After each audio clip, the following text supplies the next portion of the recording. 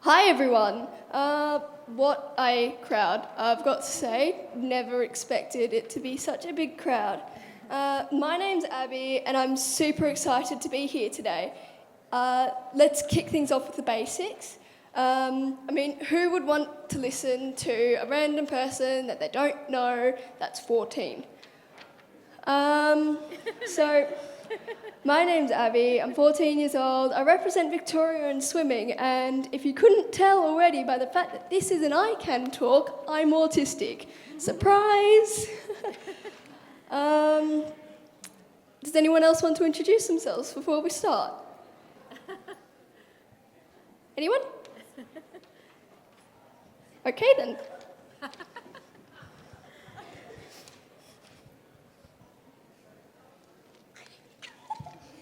Hello, my name is Gracie. Hello. Hi Gracie.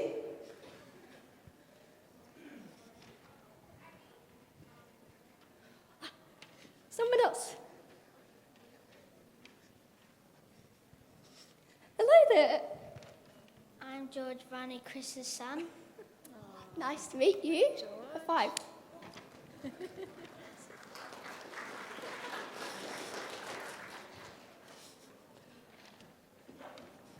All right, so we've got introductions done now. I want to take a moment and I want you all to think about something that you hold close to your heart. For me, it's my swimming. It's not just a sport for me, it's quite literally my life.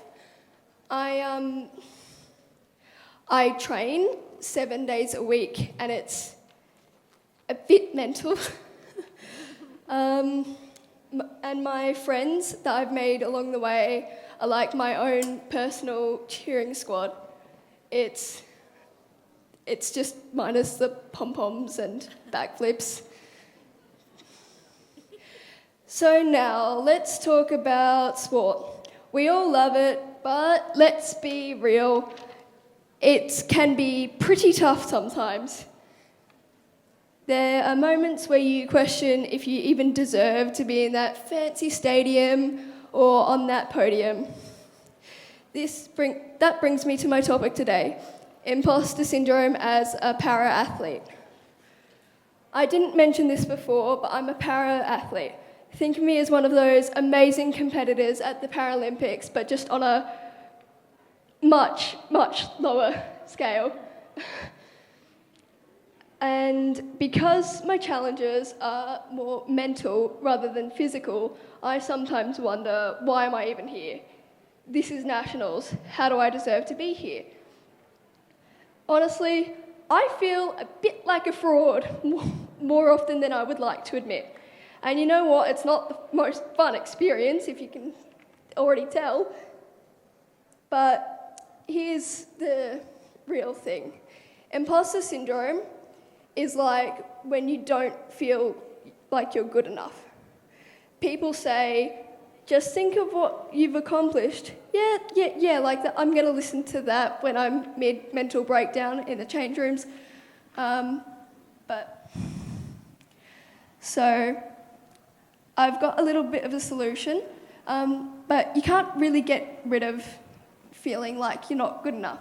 But you can learn to lessen the blow with it. Now, the best way to tackle imposter syndrome is to stop and think, what on earth have I done that makes me unworthy of being here? Because personally, I find it a lot easier to focus on the negatives and why I feel so upset with myself.